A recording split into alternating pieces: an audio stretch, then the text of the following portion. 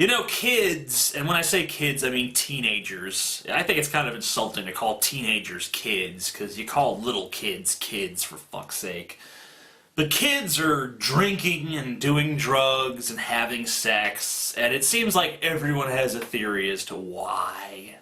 It's one of these big questions that comes up in America every few years or so, or maybe once a year. At some point, some moralizing jackass asks the question, why are the kids doing this? Why are they behaving in this fashion? We have this big-ass teen pregnancy problem in America. Our teen pregnancy rate is the highest in the developed world. Most of the countries that have higher teen pregnancy rates are countries where teens getting pregnant isn't even stigmatized. Little obscure nations with hard to pronounce names. That's the only people that are getting teens pregnant faster than those in the good old US of A. You know, 46% of teenagers age 15 to 19 have had sex at least once, and the other 54% were probably playing World of Warcraft. There's also a big teen alcohol problem. About 28% of teenagers drink on a regular basis. Remember the Teenage Mutant Ninja Turtles? There was 4 of them. According to this statistic, at least one of them was probably an alcoholic. I'm thinking maybe Raphael. He did seem to have those anger issues. Then again, maybe Donatello, because, you know, they wouldn't trust him with anything but a stick. It's like, hey Donatello, we're not going to give you anything sharp because we know you like to drink, so here, just wallop him with this stick. Plus, he was the intellectual of the group, so he might have had that Ernest Hemingway thing going on, you know, tortured soul and all that. 32% of 12th graders use weed regularly. 1 in 10 high school seniors have used Vicodin recreationally, and 1 in 20 have used OxyContin. 46% of 12th graders have used at least one illegal substance. And the other 54% were too high to complete the survey. You wonder why little Billy can't get an A in math class? It's because he doesn't know he's in math class. He thinks he's in meth class, and the numbers are doing a little jig. Hey, why is 6 afraid of 7? Because 7, 8, 9, man! Fucking cannibalistic numbers, man! Oppressive society, man! I don't know how to fucking deal with this shit. I'm freaking out, man! I can hear colors and see sounds! And a lot of people ask, why are the kids behaving like this? There are a lot of theories out there. I'm going to explore some of the main ones. One of the big theories is that it's because we took prayer out of schools. If only the kids could pray, they wouldn't act like this. Back when kids could pray in school, this kind of shit just didn't happen. I scoured the internet and I actually found some comments from people who believe that shit. It's time to get prayer in there. Our children are suffering. Our founding fathers were all Christian, and we came here for religious freedom. It's freedom of religion, not freedom from religion. From is all caps. Capital F, capital R, capital O, capital M. That's very important. There's a lot of Jews and Muslims in public schools, but it'll help them too. That's a comment from Trey.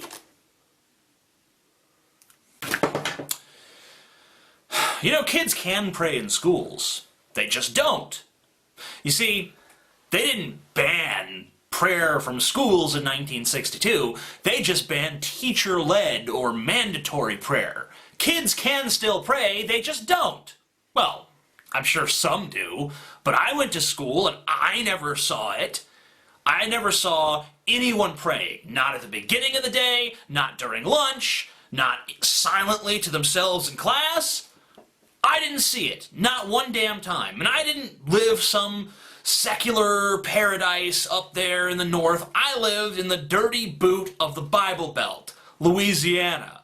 And I never fucking saw anyone praying. So kids have the option to pray, but they don't.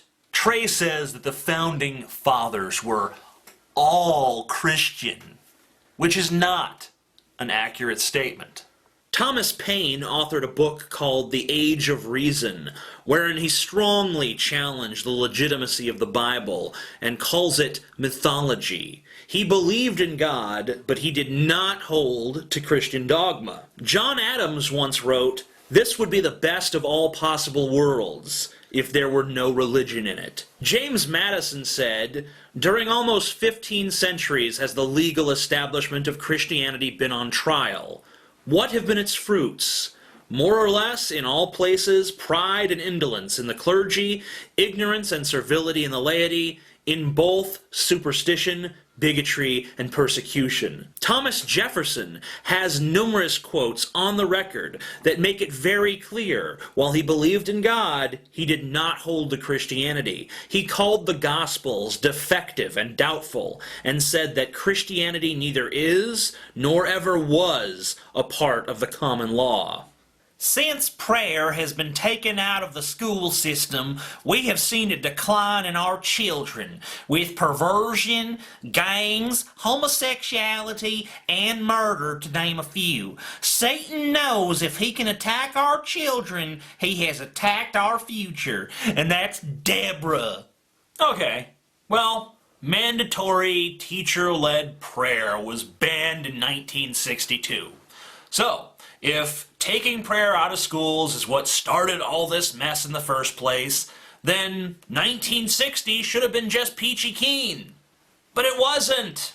Many schools were still segregated at that time, so racism was a problem, and there was almost no acceptance of homosexuals whatsoever, so homophobia was a problem, although I guess they didn't consider it to be a problem then, and the people who write these kind of letters don't consider it to be a problem now.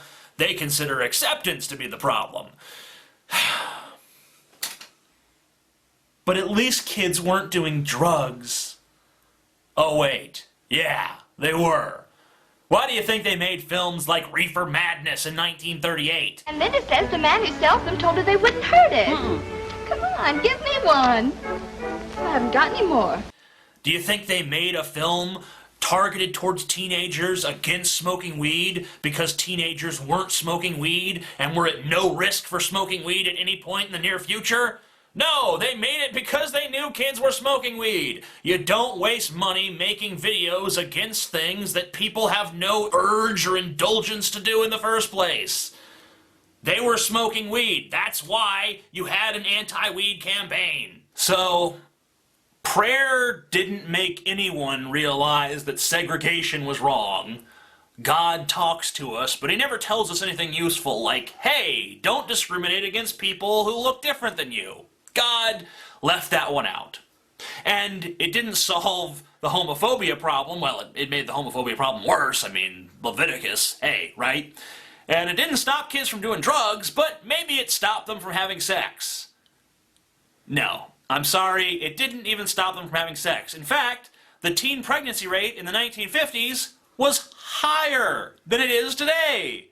And that's factoring in abortion. That's not the reason. The reason is there were more pregnancies. Throughout the 1950s, the rate of teenagers aged 15 to 19 getting pregnant was around 80 or 90 per thousand. Today, it's around 71 girls out of every 1,000 that get pregnant. This decline is not due to abortion because abortions are factored into the statistic. In other words, prayer is useless. It doesn't stop kids from having sex. It doesn't stop kids from doing drugs. It doesn't make them more accepting, more enlightened. It doesn't make them better people. It doesn't do anything. Prayer is fucking useless. It does zip, zilch, nada, nothing, not one fucking result. Get the fuck out of here. What other theories are there? The prayer thing doesn't add up. Some people say that it's the media. The media makes sex and drugs and alcohol look so damn glamorous that kids just can't fucking help themselves. My favorite TV character drinks and does drugs and has sex with random anonymous women, so I have to too. Not because I want to, but because the character on TV does. But remember our good friend, the 1950s? Remember how I was just talking about how the 1950s weren't really all that different from today? Well, there is one major difference.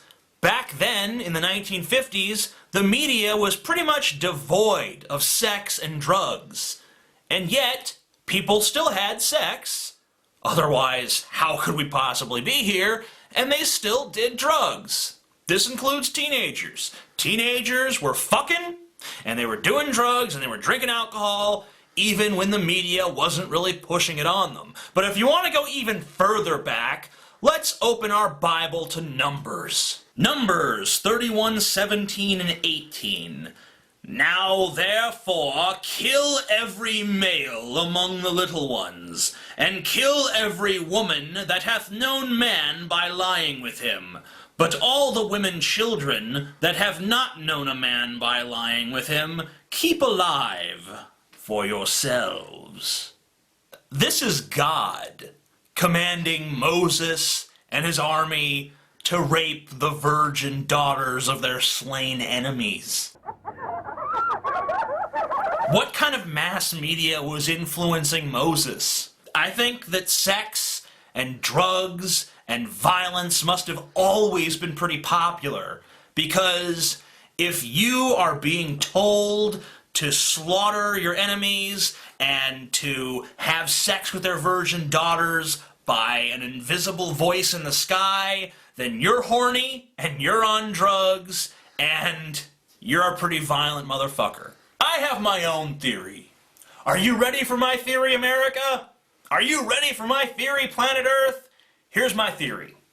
I think that teenagers have sex and drink alcohol and do hard drugs for the same reason that adults have sex and drink alcohol and do hard drugs. Because it's fun! This isn't a hard sell. It's not even a sell at all.